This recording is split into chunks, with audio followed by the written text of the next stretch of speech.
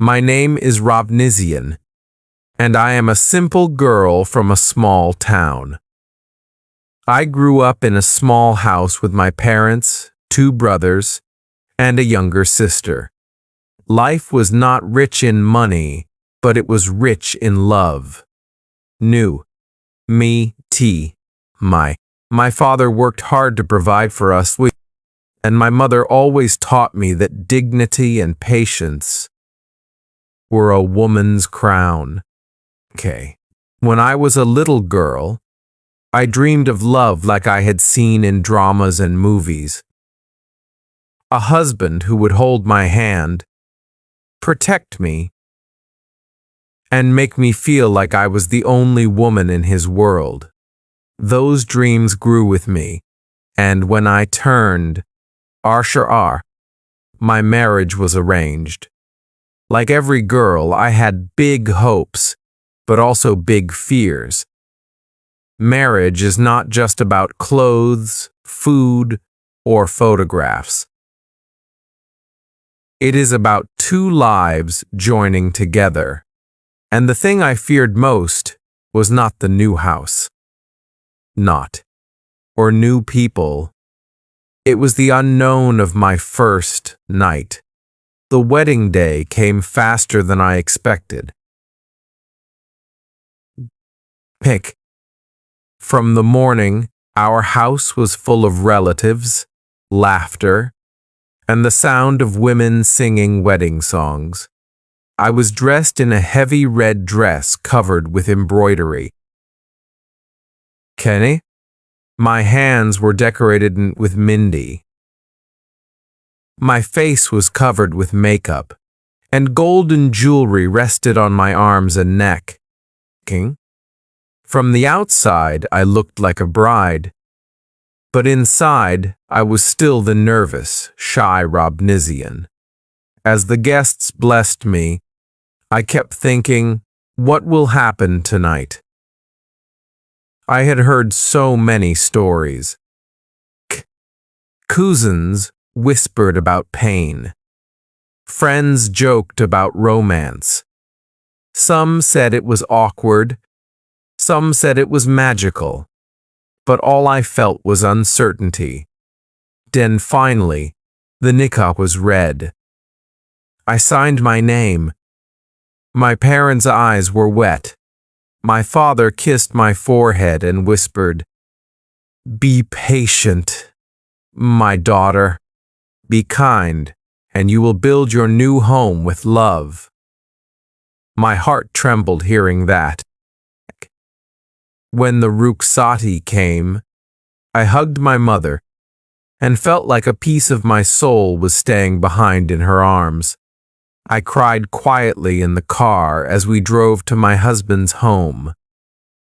My new home, my future. When I reached, everyone welcomed me kindly. His mother hugged me, his sisters smiled, and his relatives blessed me. They made me sit in the living room, decorated with lights and flowers. I kept my eyes lowered the whole time, but my heart was restless. The thought of the night ahead never left me. After the guests left, his sisters teased me, saying, "Now we will leave you to your prince." They laughed and guided me to the decorated room. My heart was pounding so loudly I thought they might hear it. The room was filled with perfume and rose petals. The bed was decorated with red roses. Candles flickered softly on the tables. It looked beautiful, almost like a dream, but I was too nervous to enjoy it. I sat on the bed, my hands shaking in my lap, my head lowered. The sound of my own heartbeat echoed in my ears. I tried to calm myself, but every second felt heavier. Then I heard the door open. I didn't look up, but I knew it was him. My husband, the man I had married just hours ago, but who still felt like a stranger. He entered quietly and closed the door with a click. The sound made me shiver. He walked slowly toward me. I could feel his presence, his shadow falling across me. My heart raced faster. He sat down on the bed, but not too close. For a moment, there was complete silence. I expected him to rush, to demand, to claim me, but instead, he whispered gently, "Robnizian, I know this is not easy. I won't force anything. I just want to talk first." His voice surprised me. It wasn't heavy or harsh. It was calm, gentle, almost shy. I lifted my eyes slowly and looked at him properly for the first time. He was smiling nervously, not like a man ready to conquer, but like a boy who didn't want to scare a bird resting in his hand. That simple, nervous smile gave me peace. My breath slowed, and for the first time, I felt a little safe. He offered me a glass of water. Our fingers touched as I took it, and a spark ran through me. My cheeks warmed, and I lowered my eyes again. "King." He chuckled softly and said, "You don't have to be so shy. I'm not going to eat you." That made me smile for the first time that night. Just a small smile, but it broke the wall of silence between us. Lao. Instead of rushing into anything, he began talking about his life. He told me about his school days, his most embarrassing moments, and how nervous he was before entering the room tonight. That shocked me. I had always thought men were confident on their wedding night, but here he was, admitting he was scared too. That honesty melted my fear little by little. After a while, he grew silent again. His eyes met mine. Then he asked softly, "Can I hold your hand?" I hesitated, but slowly nodded. He took my hand gently, as if holding something fragile. His hand was warm and steady. His thumb moved lightly over the back of my hand. That tiny movement felt so intimate, so personal. My heart raced, but now it wasn't fear. It was sweetness. Then he leaned closer and said, "I won't do anything tonight unless you're ready. I want you to feel safe, not scared." And suddenly, tears filled my eyes. I didn't even know why. Maybe relief, maybe gratitude. I had imagined so many bad possibilities, but here was a man who wanted my comfort more than his desire. Come? He wiped my tears with his fingers, gently brushing my cheek. That touch made me close my eyes. It wasn't lust. It was care, deep care. Then, slowly, he placed a kiss on my forehead, a long, warm kiss that seemed to touch my soul. He whispered, "We have our whole life together.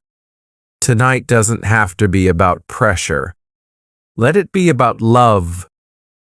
We lay down side by side. My head rested on his chest.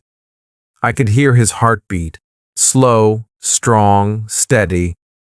It made me feel safe, like I belonged there. We didn't rush. Well, We didn't try to be perfect. He kissed my hair, ran his fingers gently along my arm, and whispered small words of comfort. When he finally leaned closer to kiss my lips, I didn't turn away. I let it happen because I trusted him, because I felt ready. It was slow, shy, and awkward at first, but it was real, and it was beautiful. That night wasn't about the body. It was about two souls beginning a journey together. I realized something important. The first night doesn't have to be about fear or pressure. It should be about trust, respect, and patience. I was lucky. I had a husband who understood that. As I drifted to sleep in his arms, I thought, this is how love should begin.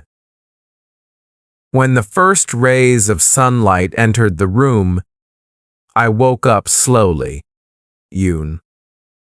My eyes opened, and for a moment I didn't know where I was. Then I felt the warmth of his arm still around me, steady and protective. That's when I remembered. It was my first morning as a wife. I turned my head slightly. He was asleep, breathing calmly, his chest rising and falling. I stared at him for a while. I had never looked at a man so closely before. He looked peaceful. Not the way I had imagined a husband. After the first night, a wave of gratitude washed over me. Gratitude that he hadn't rushed me, that he had respected my feelings, that he had given me love instead of fear. Quietly, I got up and stood before the mirror. My hair was messy, my makeup gone, and my eyes still heavy with sleep. But I felt different. Frick. No longer only someone's daughter. I was now a wife, a partner, a woman who had begun a new journey. Just then, I heard his sleepy voice, soft but playful. Where are you running away so early, Miss S? Robnizian? I blushed and turned. I wasn't running. I was just stretched, rubbed his eyes, and gave me a crooked smile. Then come back. Don't leave me alone on our first morning. His words, so simple, filled my heart with warmth. I walked back and sat beside him. Laddie? He took my hand, kissed it gently, and whispered, Robnizian, last night you gave me your trust. I promise I'll spend my whole life protecting it. Those words sank into my soul. I didn't reply. King. I just lowered my eyes, hiding the tears that wanted to fall again. The first week after the wedding was full of rituals and relatives, smiling faces, laughter, blessings, and endless cups of tea. Yank!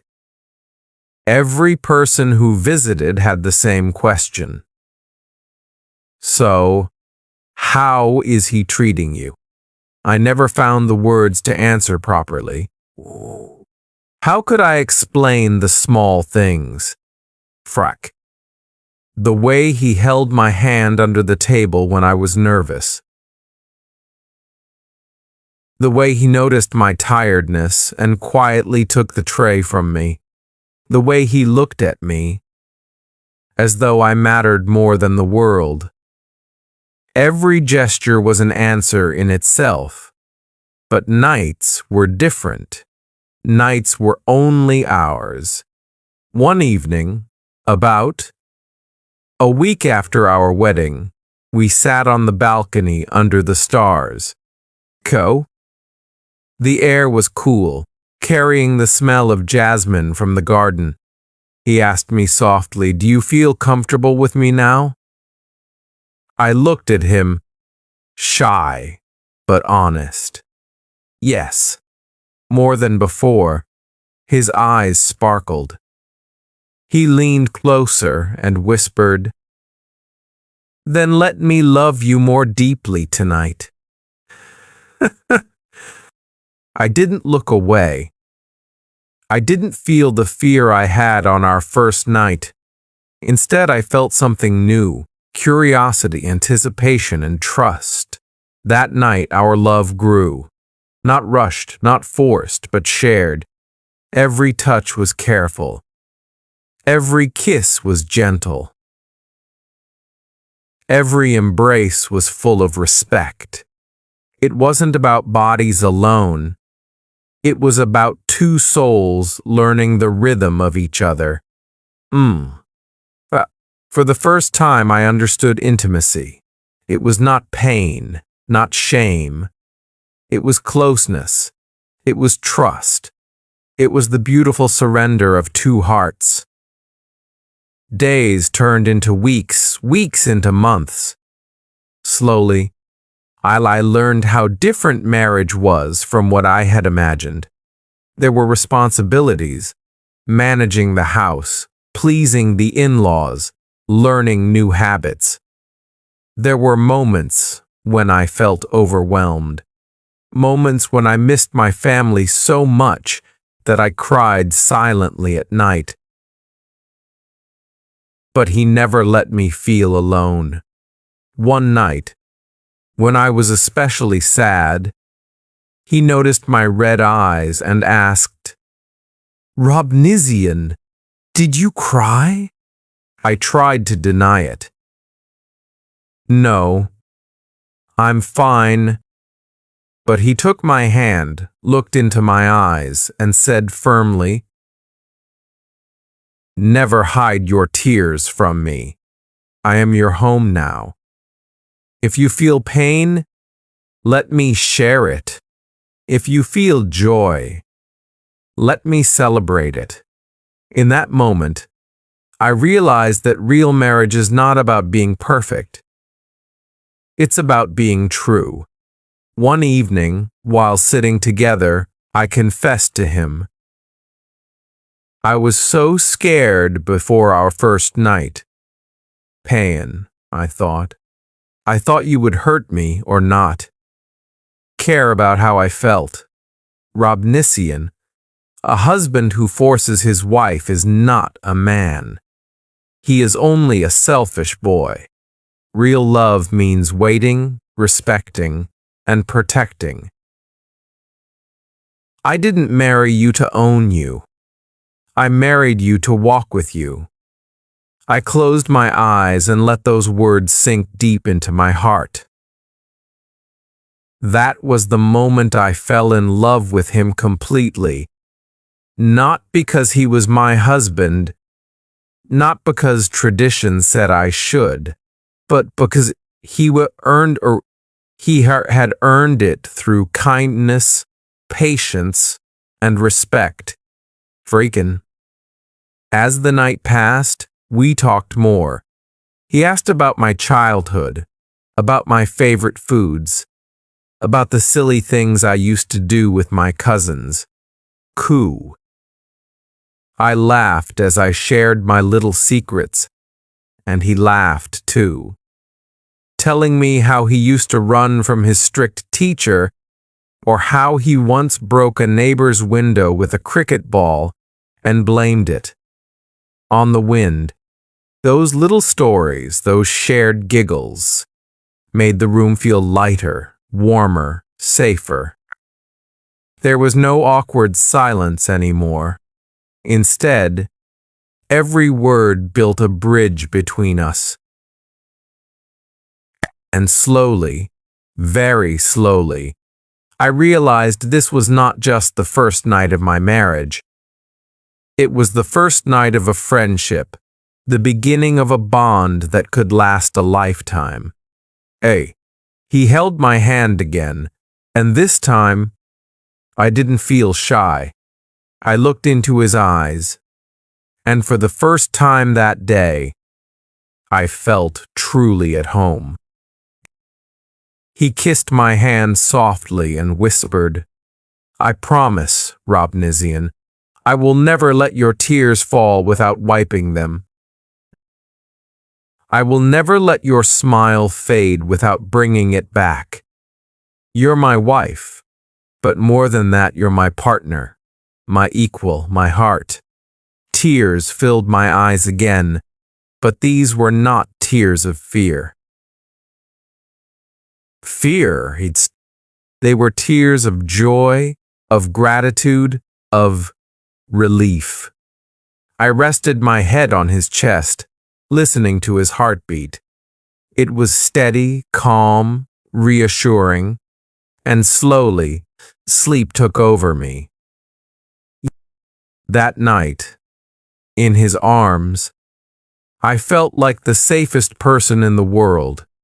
Fuka. The days after were not always perfect. We had disagreements, we had struggles, we had moments of silence. But that night taught me something powerful. Love does not begin with passion. It begins with respect. And when respect is there, love grows stronger with every sunrise. Now, when I sit on the balcony at night, I look up at the stars and whisper a prayer of gratitude. My first night could have been a nightmare, full of fear, confusion, and pressure. But instead, it became the most beautiful memory of my life. The night I found not just a husband, but a true companion. And to every girl listening to my story, remember this: your first night, your marriage, your love, it should never be about fear. It should be about trust, about two people willing to listen, willing to wait, willing to care. That is where true love begins. And to every man, remember this too. Be the kind of husband who makes her feel safe, not scared. Make her proud to call you hers. Because in the end, love is not about force. It is about choice. And when she chooses to love you with her whole heart, that is the greatest gift you will ever receive. If you enjoyed my story, don't forget to like, share, and subscribe to my channel for more heartfelt tales. Thank you for listening.